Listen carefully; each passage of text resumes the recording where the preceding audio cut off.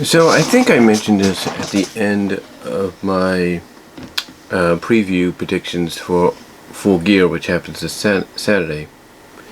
And, you know, everybody else has been talking about it when they preview it. And in fact, OTR Central did a single video on it as well.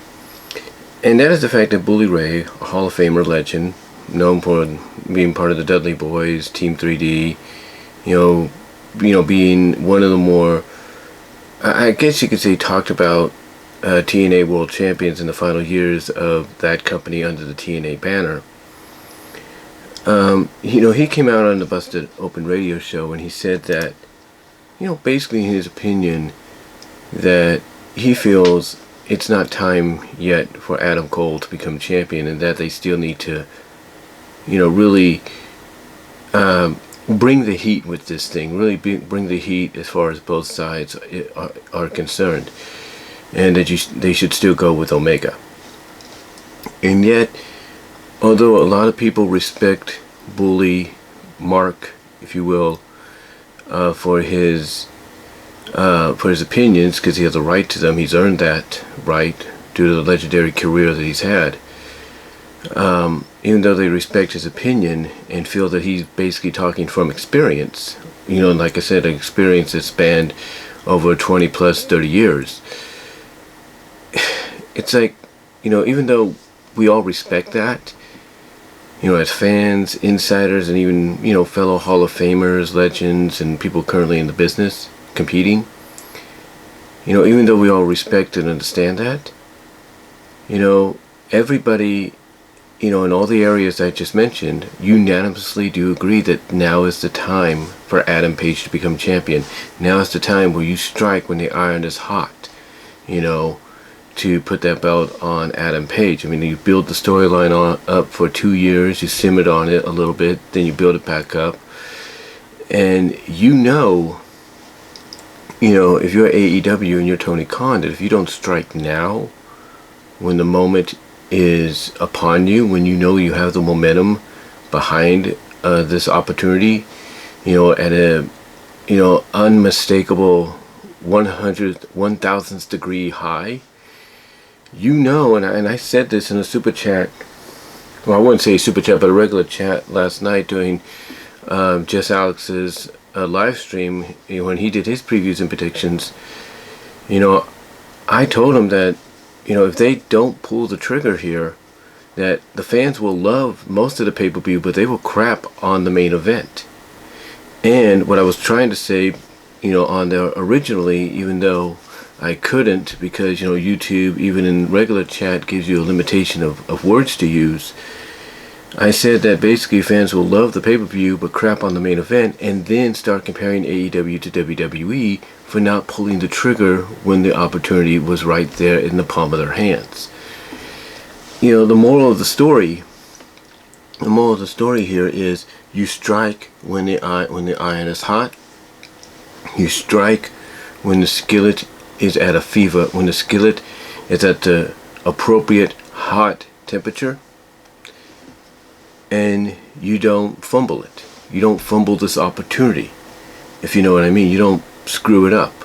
It's like, let's say, for example, let's say you're Johnny Garoppolo, and your number one receiver, tight end, and receiver, multi-purpose, offensive player is George Kittle. And you can depend on him to always deliver in a situation when it really matters the most. Basically in a pinch, or when everything is on the line. Basically when it matters most. So you put yourself in the shoes of Johnny Garoppolo and George Kittle, and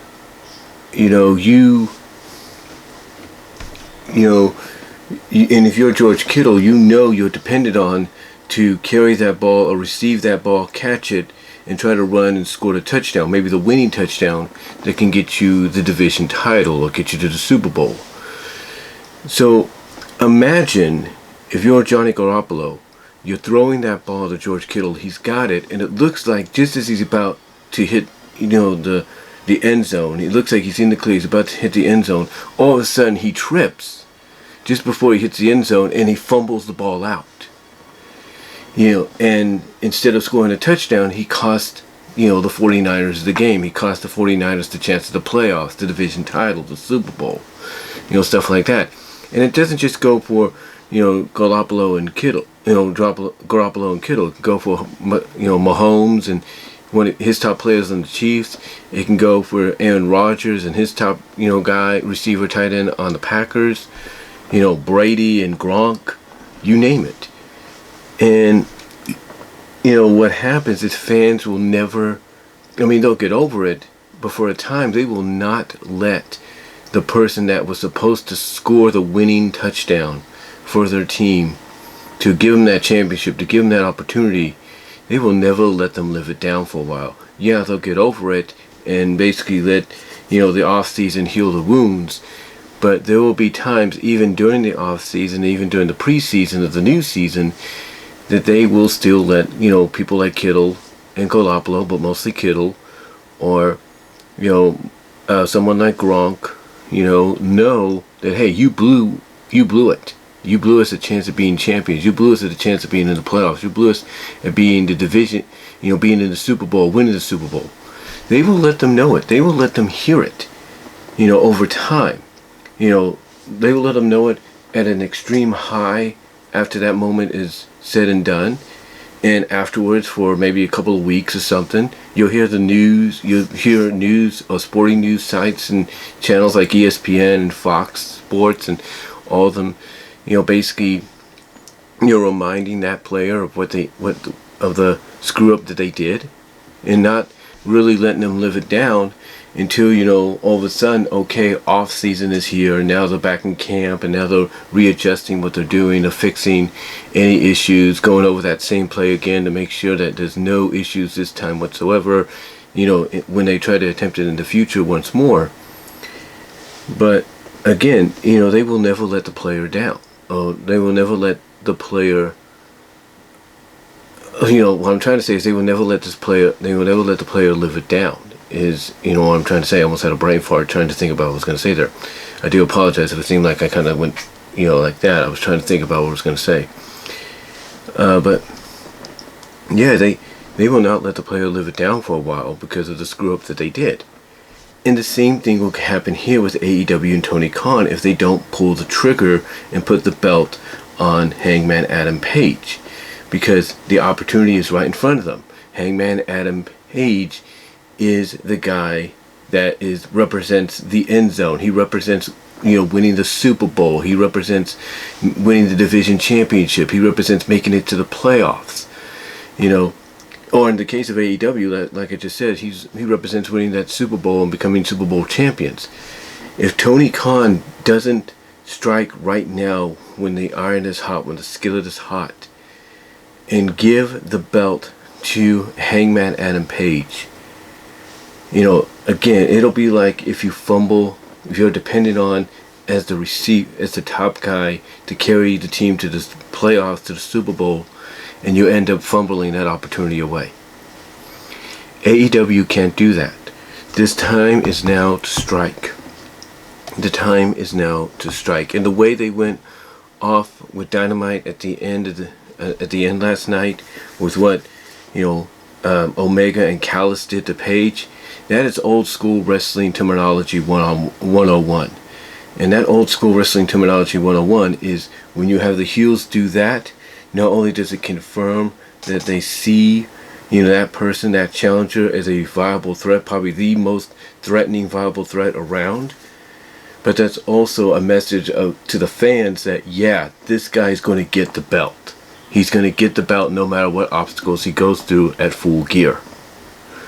So, yeah, look, like I said, Bully Ray, Mark, if you will, has earned the right to his opinion because of his experience in his Hall of Fame career. There's no doubt. And, he might be right from his point of view, and, the point of view of others, he might be right. But in this case, I think he's realizing that he's going to be wrong. He didn't, totally say he was against it. He said if Tony chooses to do so, that's fine. Maybe now is the time. But he basically was very adamant. He was basically very adamant at the fact that he believes now is not the time, to do it, but to wait on it, to, continue to make it simmer and boil over and stuff until, maybe the Battle of the Belts event, that comes up next year, on national television for the title change to take place. Maybe that's what he feels, or how he feels that's when it should happen. But again, a lot of people make the comparison, and like I said, there are those in the business, in people that work in the business, people that are fellow Hall of Famers, legends, people currently working in the business as competitors, men and women, that have all agreed that this is the time. That you look at the reaction he's getting, Adam Page that is, and you can't pass that up. You can't ignore that. And all of them have been making comparisons to when WWE finally put the belt on Braun Strowman. They put it on him in an empty performance center during what was known as COVID-19 Mania, or WrestleMania 36, I guess, WrestleMania 36, the COVID edition, or the COVID-19 edition. People probably watching at home were happy that he won, but it's like you did it in front of really nobody inside that center. And it made it feel very, very underwhelming. And even if there were fans there, and if it was done originally as it was supposed to be, in Raymond James Stadium like it was done this year, well, like WrestleMania took place, in this year, to make up for last year, it probably would have done the same. I mean, yeah, you would have gotten a reaction, but you also would have had it kind of fall flat, if you know what I mean. You would have had it fall flat. And it's just one of those situations to where, when Braun Strowman was white hot, they should have struck then. That's the thing.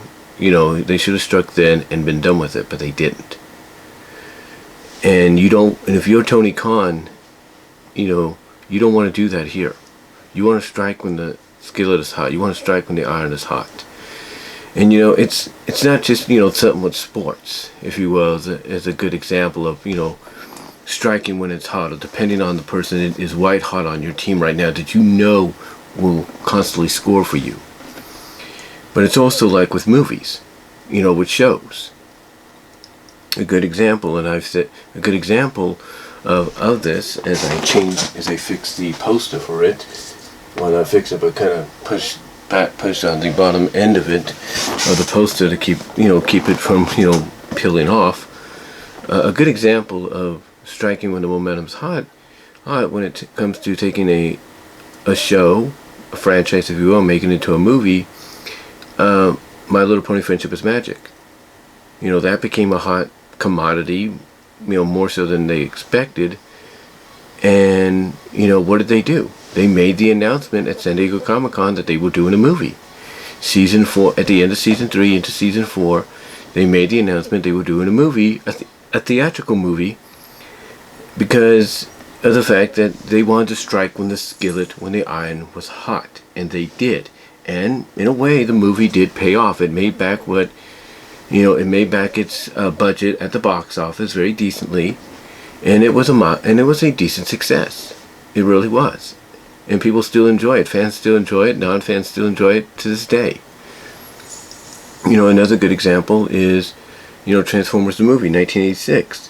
It was popular that they basically decided to strike when the iron was hot. And they did. Because they knew, obviously, even back in the first season, in 84, that this was going to be a big deal.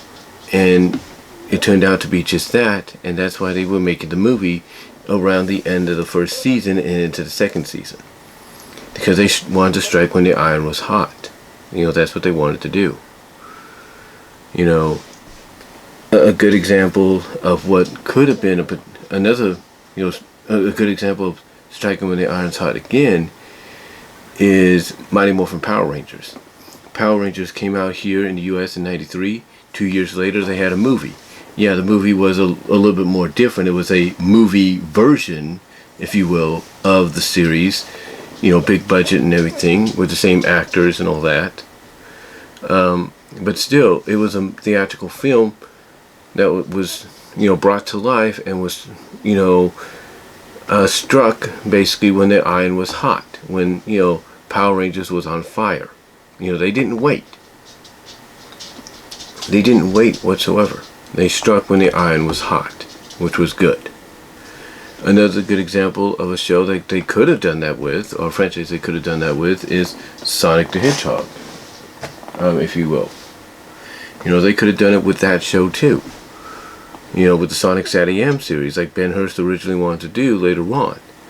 But had they struck when the iron was hot, because it was hot alongside Power Rangers, even though Power Rangers were beating it out. If they would have struck at the time that they could have with a theatrical film based on them, based on Sonic SatAM, you know, they would have had probably a decent hit on their hands. They probably would have had a decent hit or anything, or not. They could have been an or. The point is, the box office success or not, a lot of these movies that ended up in the theaters that were based on shows and franchises like MLP, Power Rangers, Transformers in '86, and potentially what could have been Sonic SatAM, but then later on with 2020, what we got there, you know, striking when the iron's hot, or at least decently still, you know, cookable in, proved to be a positive outlet, because basically, you know, they saw a profit come back, win or loss, but they basically took a chance on it and got a profit back, like I said, win or loss, by striking when the iron was hot. And in a way, that's what AEW has to do right now with Adam Page. You cannot wait to delay the inevitable. You have to strike when the iron is hot right now. He's white hot. You know, think about it along the lines of doing a movie based on a show that's white hot. That's what AEW has to do right now. They have to strike when the iron is white hot, when he is white hot, because the reaction they will get will be unreal. And that's a fact. It'll probably be the biggest pop in company history. But what do you guys think? Do you think now is the time? Or do you think Bully Ray's right? Maybe they should hold off? I don't think they should. And I gave some good examples from a non-wrestling perspective of why that is. But let me know what your thoughts are. Comment below, like the video, check out the Teespring store, check out my BW Roses Discussions audio podcast on all your favorite podcast locations except for Pandora. Also check me out at BW Roses on Venmo. Check me out at patreon.com/BW Roses for the $1 or $3 tiers. And check me out at Venmo if you want to help donate there too.